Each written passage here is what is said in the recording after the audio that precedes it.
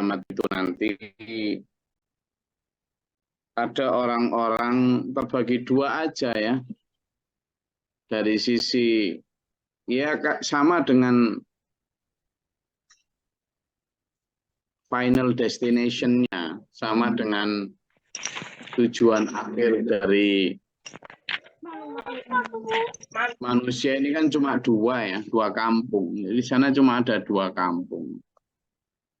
Kampung surga dan kampung neraka. Gitu aja, simple. Jadi tidak usah diperumit seperti sekarang. Tidak usah, kita tidak bisa mengatakan hitam putih. Jangan ya memang hitam dan putih. Hak itu jelas, hak itu tegas. Hak itu tidak berada di antara, tidak. Jadi yang dimaksud dengan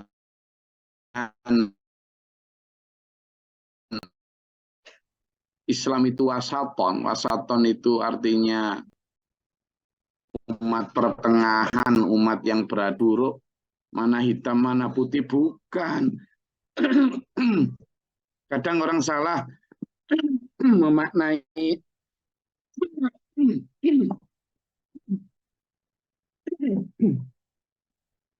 umatan wasaton itu sebagai umat yang tidak jelas antara hitam dan putih. Umat yang boleh kadang iya, kadang tidak. Tidak gitu ya, jelas tegas. Islam yang wasaton itu maksudnya bukan juga Islam yang moderat dalam arti kemudian tidak punya pendirian. Orang sekarang mengartikan Islam wasaton itu sebagai tidak punya pendirian. Tidak berani mengatakan yang hak adalah hak, yang batil adalah batil. Demi dibilang toleran atau demi dibilang moderat itu, terus kemudian dia jadi blas, tidak berani mengatakan tidak kepada yang batal. Tidak berani blas. Selalu berkata abu-abu. Nah, padahal di akhirat nanti itu jelas cuma dua golongannya itu. Ya, apakah iswadat wujuhuhum atau ibyaddat wujuhuhum. Tidak bisa begitu, ya bisa. Oh, Allah memang memberi begitu kok. Ya, simpel. Jadi hidup ini aturannya itu tidak dibikin rumit banget, enggak. Aturannya dibikin simpel, standarnya dibikin clear. Standarnya itu clear banget. Ke kiri iswadat, ke kanan ibyaddat. Gitu aja. Maka bagaimana nanti wajah kita di akhirat itu ya tergantung sekarang kita di dunia ngecatnya seperti apa itu. Ngecatnya seperti apa. Coba lihat saya. Ini pundak sebelah kiri saya, ini pundak sebelah kanan saya. Ya kan? Di sini adalah tinta hitam, di sini tinta putih. Saya ulangi ya. Saya ulangi nih. Ini adalah pundak kiri saya, ini pundak kanan saya. Di sini adalah tinta hitam, sini tinta putih. Sudah. Nanti tinta inilah yang akan menjadi warna dari wajah kita di akhirat. Simple. Jadi tidak ada kok, tidak bisa begitu. Ya bisa. Sini hitam, sini putih. Semakin banyak tinta di sini, berarti nanti di akhirat naudzubillah min dzalik, warna wajah kita adalah iswadat, hitam. Sementara kalau semakin banyak yang di sini tintanya, yang putih berseri, maka di sana wajah kita akan menjadi putih berseri, ibyaddat, simple. Jadi tidak usah ikut sama pemahaman yang dipersulit. dengan ya nggak bisa begitu. Kita ini harus melihat, tidak ada melihat ibyadat atau iswadat. Di sini sampaikan, ya, jadi yauma tabyaddu wujuhu wa taswaddu wujuhun. Di sana terbelah menjadi dua wajah manusia itu, apakah dia nanti itu apa menjadi hitam kelam atau putih berseri. Sudah, milih mana sampean. Fa ammal ladzina swaddat wujuhuhum, sementara adapun orang-orang yang hitam pekat wajah mereka, mereka itu siapa? Mereka yang sejak di dunia sudah diingetin. Akafartum ba'da imanikum. Mengapa kamu dulu loh kok ingkar setelah keimanan? Wong percaya sama Nabi Musa kok nggak percaya sama Nabi Isa? Wong percaya Nabi Isa kok nggak percaya sama Muhammad? Nabi Muhammad SAW. Kenapa? Itulah. Jadi diwelehke. Tidak ada bahasa Indonesia diwelehke. Diundat-undat. Nggak ada. Diungkit, tapi diwelehke itu bukan diungkit. Ya. Diungkit kan biasanya tentang kebaikan ya. Ini kan tentang ngapain dulu kamu gitu, dulu ngapain gitu itu diapakan namanya dalam bahasa Indonesia itu. Kalau diungkit itu kan, kayak kamu nggak ingat dulu tak kasih gini, nah itu diungkit.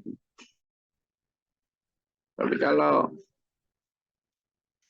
diwelehke itu diingatkan kembali terhadap apa yang telah diperbuat. Oh panjang banget ya, padahal ini saya diwelehke gitu. Tapi terjemahan dalam bahasa Indonesia itu diingatkan kembali terhadap apa yang diperbuat sehingga menjadi apa yang sekarang. Nah itu diwelehke itu.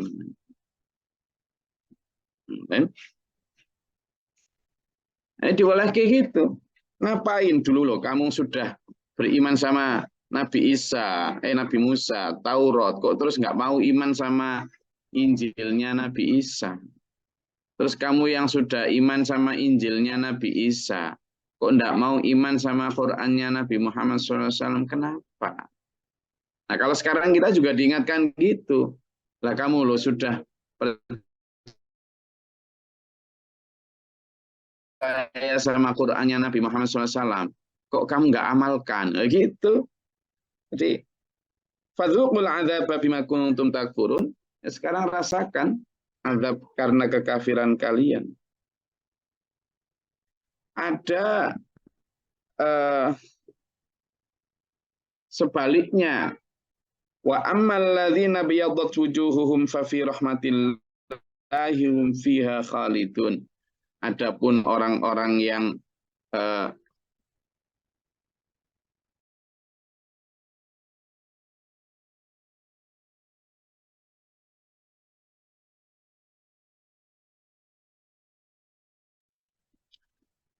orang-orang yang putih bersih wajahnya, fa fi rahmatillahi, maka mereka ada di dalam rahmat Allah, fiha khalidun, mereka kekal di dalamnya. Telur ini hari Senin ya, hari Senin kita mau berangkat kerja. Ayo kita semangati diri kita untuk menyongsong dan mencapai target menjadi ibyadat wujuhum ini. Target untuk menjadi orang yang masuk golongan mukanya berseri-seri nanti di akhirat. Jadi ada dua hadis yang ingin saya ceritakan kesampaian terkait ini ya, Tuhan. Hadis pertama adalah tentang 12 jenis orang yang akan dibangkitkan di hari kiamat dalam bentuk 12 jenis. Ya. 12 jenis itu sangat tergantung terhadap perilaku mereka masing-masing ketika di dunia. Lalu hadis kedua adalah khusus tentang orang-orang yang mukanya putih bercahaya. Gitu ya. Nah, yang saya ingin sampaikan ke sampean adalah tentang orang-orang baik di golongan yang hitam itu. Satu di antara cirinya adalah mereka itu akan sangat ketakutan. Mereka akan sangat penuh kekhawatiran. Makanya di akhirat itu ketika di padang mahsyar itu anak lari dari bapak, bapak lari dari anak, suami lari dari istri, istri juga lari dari suami. Kenapa? Ya karena mereka pertama sudah sangat sibuk untuk mempersiapkan jawaban atas semua interogasi dalam persidangan itu. Yang kedua juga tidak mau disalahkan, diikut-ikutkan terhadap apa yang ditanggung orang lain, meskipun itu anak istri. Jadi jangan salah terka ya. Sekarang sampean kayak sayang sama anak sampean, apapun sampean mencari pembenar atas perilaku anak sampean itu. Besok itu sampean itu akan lari dari anak sampean. Teman pikir sampean akan terus bersama. Enggak. Hanya jika satu frame, satu misi, visi, derap langkah, satu ketaatan yang sama. Tapi kalau tidak, waduh, repot dulu. Ya. Nah, ada orang-orang yang pertama adalah orang yang tidak takut. Di sisi akhir disebutkan orang yang putih berseri wajahnya itu adalah la yakhafuna idza akhafan nas. Orang yang tidak takut ketika orang lain semua takut. Maksudnya apa? Dia di sana sudah tidak lagi takut terhadap apa? Hari penghitungan itu. Kenapa? Karena mereka sejak di dunia sudah senantiasa menghitung.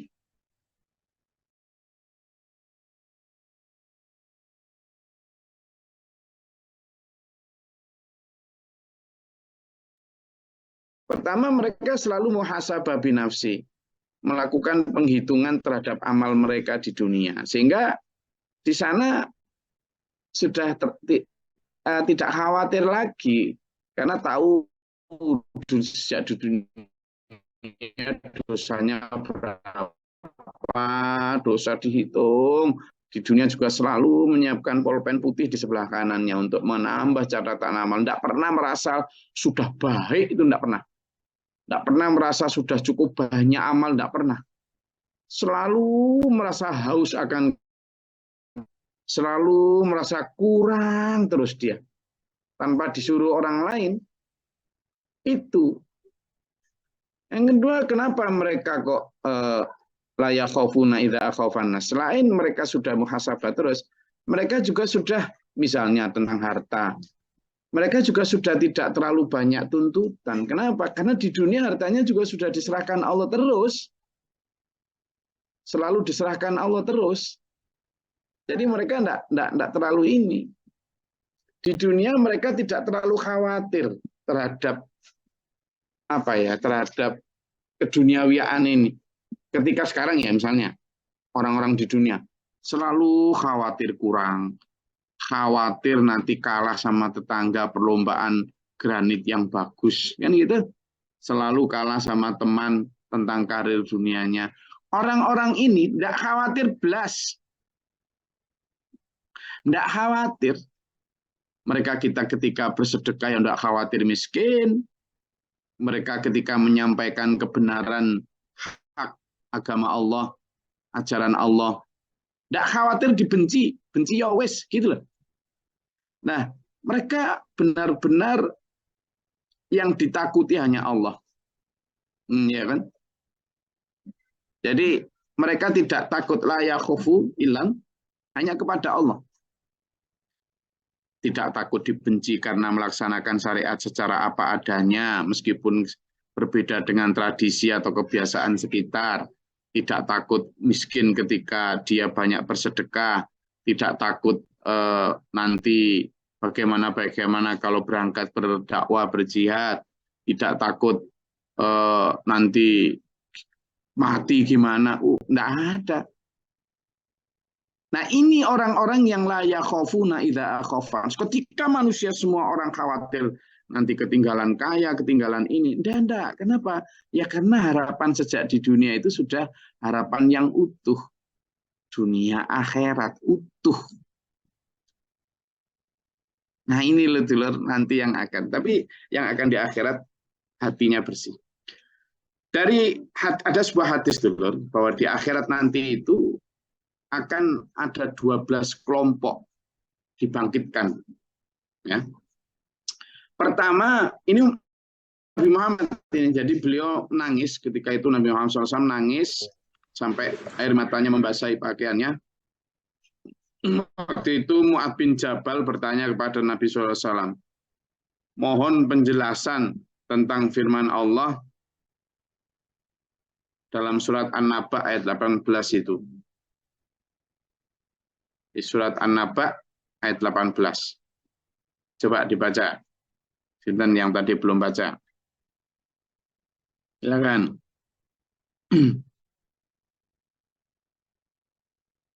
Yang tadi belum baca, izin Gus. Di surat An-Naba itu surat 78 Gus, insya Allah. Silakan Bu Rahma. Ayat berapa Gus tadi? 18. Ayat 18. Bismillahirrahmanirrahim. Yaitu pada hari ketika sangkakala ditiup, lalu kamu datang berbondong-bondong. Shadaqallahul azim. Mu'adz bin Jabal, salah seorang sahabat Nabi, bertanya kepada Nabi tentang hal itu. Apa yang dimaksud dengan berkelompok-kelompok? Maka Nabi Muhammad SAW menangis dulu hingga membasahi pakaiannya. Sabdanya, hai Mu'adz, yang kau tanyakan adalah urusan yang sangat penting. Saat itu umatku dihimpun menjadi 12 kelompok dengan rincian ini. Coba kalian. Pertama Nabi Muhammad nangis. Nangis kenapa? Karena tahu umatnya nanti akan seperti apa. Nah sekarang kok hanya karena merasa umatnya Nabi malah ketawa ketiwi, jangan khawatir. Kita itu umatnya, karena umat beliau siapa? Umatku. Umatnya Nabi akan dibangkitkan menjadi 12 kelompok. Satu, kelompok pertama, tangan dan kaki. Akibat perbuatan mereka yang suka mengganggu dan menyakiti tetangga. Nih. Ini itu padahal umatnya Nabi. Gimana? Umatnya Nabi pasti ini dibangkitkan akibat menyakiti tetangga.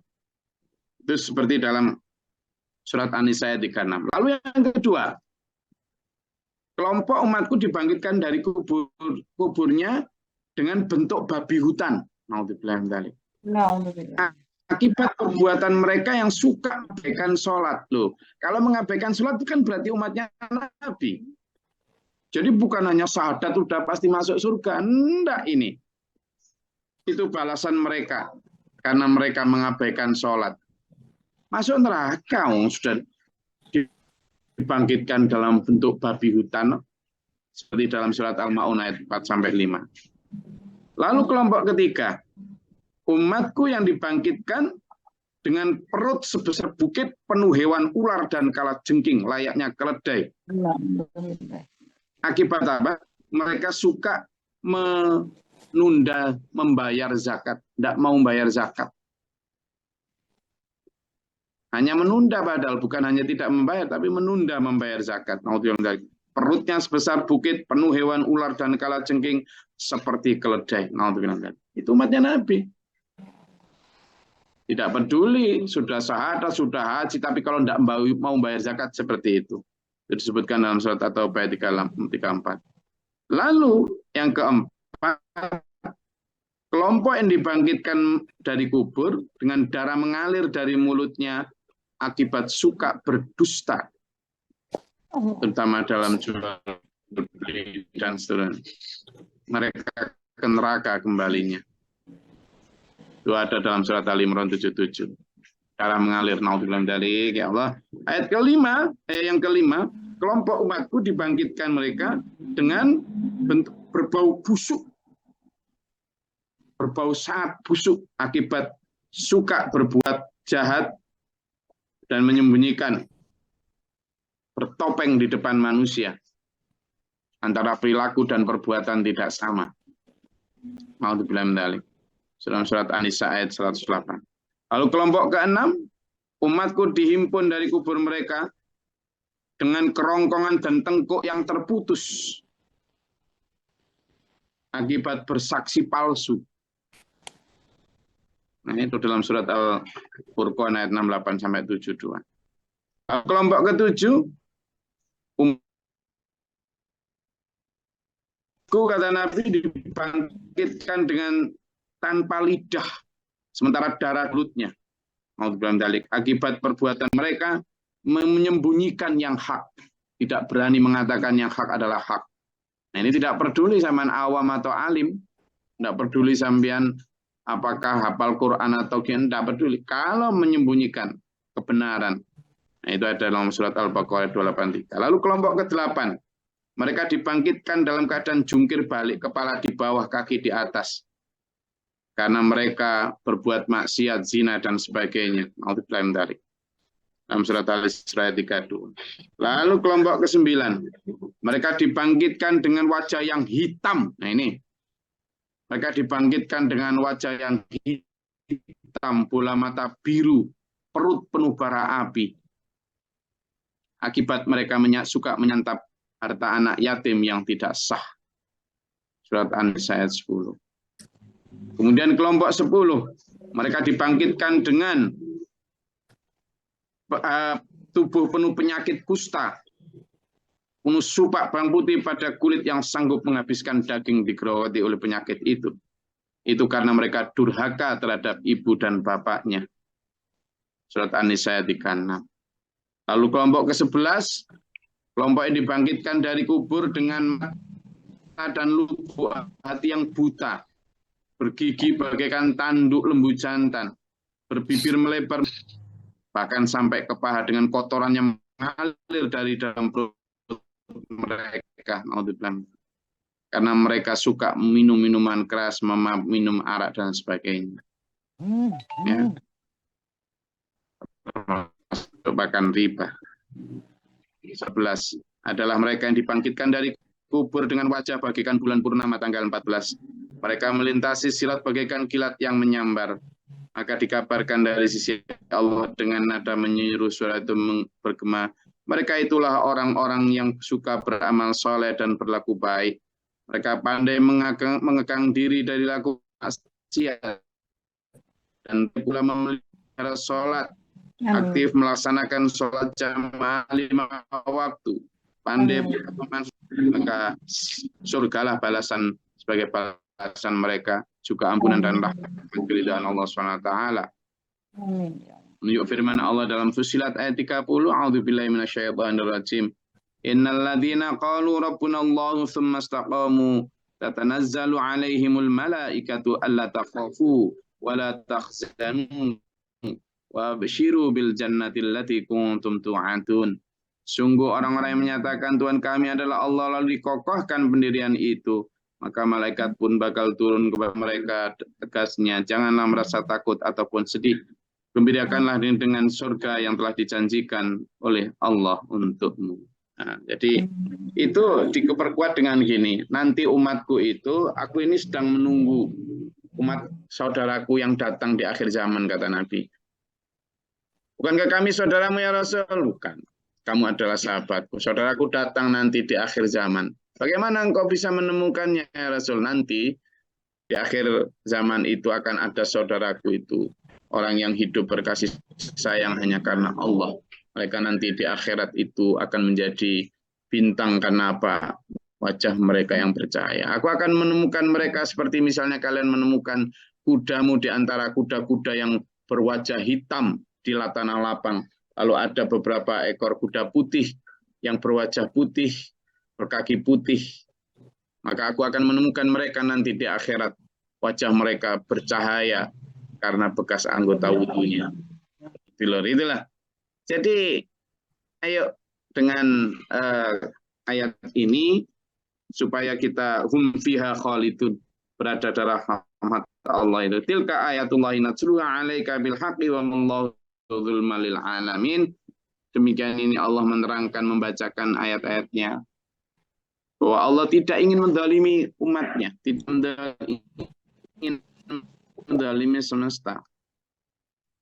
Siksa itu karena dipilih oleh manusia sendiri. Karena itu sampean dan saya ayo memilih yang rahmat Allah dulu, ya. Ayo memilih yang rahmat Allah. Hidup cuma sebentar, istilah saya milih rahmatnya Allah, ya. Bagaimana tadi supaya kita takut ketika orang lain takut, tidak perlu khawatir ketika orang lain khawatir. Jadi jangan khawatirkan urusan yang sudah dikhawatirkan oleh manusia sebumi ini. Kita yuk khawatir terhadap apa yang Allah nanti ancamkan di akhirat, ya. Yuk kita guru rahmatillah tadi. Selesai itu? Oke, ada yang mau sampaikan? Izin Gus. Izin Gus. Bismillah.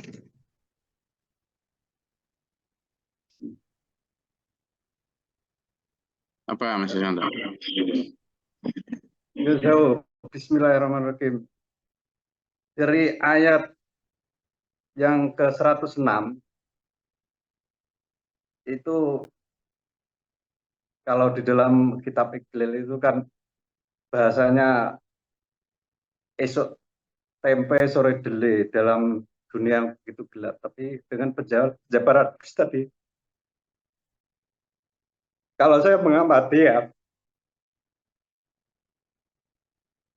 untuk dalam kitab kita hanya pandit dalam masalah ilmu, dengan dalam urasan tadi itu lebih dari itu. Bagaimana kita bisa mengimplementasikan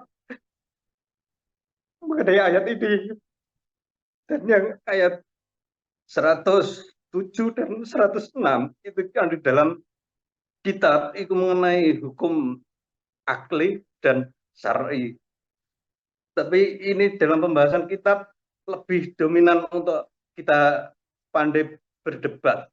Tapi di dalam penjabaran itu lebih meyakinkan di dalam menapai sebuah kebenaran. Terima kasih Gus. Bismillah. Assalamualaikum warahmatullahi wabarakatuh.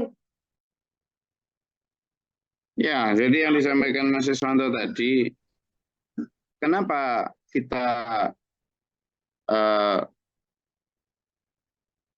kadang tergoda untuk besok tempe sore dele?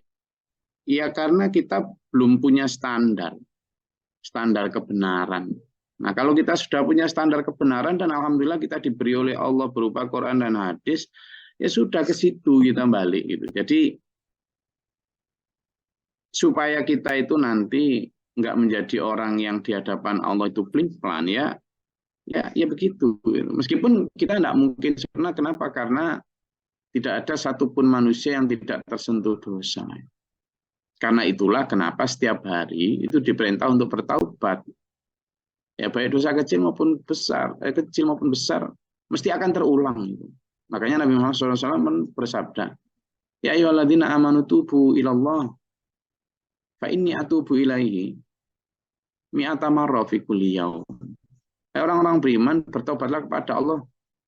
Karena aku, kata Nabi, itu bertobat kepada Allah 100 kali dalam sehari. Nah, kalau Nabi yang sudah dijamin bersih suci saja memerlukan 100 kali bertobat dalam sehari, apalagi kita itu.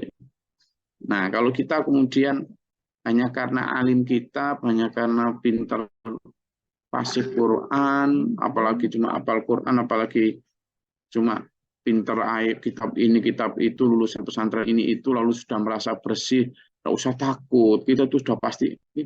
Gimana Nabi Muhammad? Jadi itu, supaya apa? Kita tidak kaget nanti di akhirat. Ya telur ya. Maka yang kita jadikan stressing dan highlight untuk ayat pagi ini adalah bagaimana mencapai ayat yang 107 itu ya. Bagaimana mencapai yang alladzina biyaddat wujuhum fa fi rahmatillahi hum fiha khalidun ya. Jadi orang-orang yang berada di dalam rahmat Allah, orang-orang yang ibyadat wujuhun, wajah mereka berseri dan itu sudah terpancar sejak di dunia, yaitu orang-orang yang yaitu tidak takut sama sekali kekurangan, tidak takut hidup. Bahkan ketika mereka tidak takut kekurangan dan tidak takut hidup ketika menjalani hidup sesuai syariat Allah, itu mereka tidak kok ya kekurangan, mereka ya berhasil hidup. Tidak terlalu kekurangan banget. Kenapa? Karena standarnya itu mereka atur berdasarkan standar needs, standar kebutuhan, standarnya Rasulullah. Jadi kalau standarnya Rasulullah coba apa? Standar paling basic, baik dalam hal rumah, makanan, pakaian, semuanya paling basic. Tidak mengikuti standarnya iklan itu, standarnya artis, tidak ikut. Tidak. Ngapain? Kita hanya diperbudak itu nanti. Ya dengan mengikuti standarnya Rasulullah, enak hidup ini. Akhirnya itu yang disebut fidunya hasanah. Nah sementara yang dipakai standar fidunya hasanahnya orang-orang itu mengikuti standarnya artis, standarnya para pesohor itu, konglomerat. Ya sama tidak akan pernah dapat hasanah. Gimana? Tidak pernah tenang hidupnya. Diburu oleh perlombaan. Ya nggak akan tenang. Padahal yang maksud hasanah itu adalah ketenangan hati. Ketika kita sudah mampu mandiri standar untuk memiliki standar kehidupan ini, itu hasanah, tenang jadinya. Akhirnya memang wajahnya juga nggak bermuram durja. Lah kalau sampean masih ngikut perlombaan di luar sana itu, meskipun sampean punya uang 10-100 triliun ya sampean tetap muram durja. Kenapa? Karena masih banyak yang pengen diraih. Ya kan? Itulah. Masih kena debu-debu hubudunnya itu, ya tetap akan hitam. Nah bagaimana putih? Ayo kita ikuti standarnya Rasulullah. Ayo kita memutihkan hati kita untuk pada basic need. Jikapun Allah kemudian memberi rezeki lebih, ya sudah kita pakai untuk di akhirat, sehingga apa? Hisab kita nanti di akhirat sedikit gitu. Ya, saya rasa itu kajian kita pada pagi hari ini. Terus saling menyemangati untuk mencapai rahmatillah, ibyadat wujuhum, dan khalidina fi jannatin na'im fiha abada. Mudah-mudahan Allah merahmati kita dalam siratal mustaqim. Mengampuni dosa-dosa kita, jaga kita dari godaan serangan duniawi dan serangan iblis setan kocar dan lainnya. Menyelamatkan kita ila akhir hayat. Amin. Allahumma shalli wa sallim wa barik. Allahumma fir lil mu'minina wal mu'minat wal muslimin wal muslimat. Allahumma ihdina fi wa'afina fi nafsi wa barik lana fi mutaqin insyaallah. Barak rabbana wa ta'ala dalam qadat astaghfiruka wa atubu ilaik. Allahumma da'fa'al bala wal waba wa qad hastina min syarri. Rabbana najina wa lana musabna min qabl. Rabbana wa la taj'alna fi qalbi dhalim wa tarjatan. Allahumma ta'ala babasana birahmatika Allahumma anzil rahmatan bi'adadil qatil amtar rahmatar wa daramil. Rabbana waj'alna muslimina laka wa min dzurriyyatina ummatan muslimatan laka wa arina muslimatan. Rabbana atina fid dunya hasanah wa fil akhirati hasanah wa qina adzabannar. Rabbana beri lana sabra wa sabita. Subhana rabbika rabbil izzati amma yasifun wa salamun alhamdulillah. Ya Rabbil Alamin. Assalamualaikum warahmatullahi wabarakatuh. Waalaikumsalam warahmatullahi wabarakatuh. Assalamualaikum warahmatullahi wabarakatuh. Waj'alhu lana imama wa nuran wa rahmah.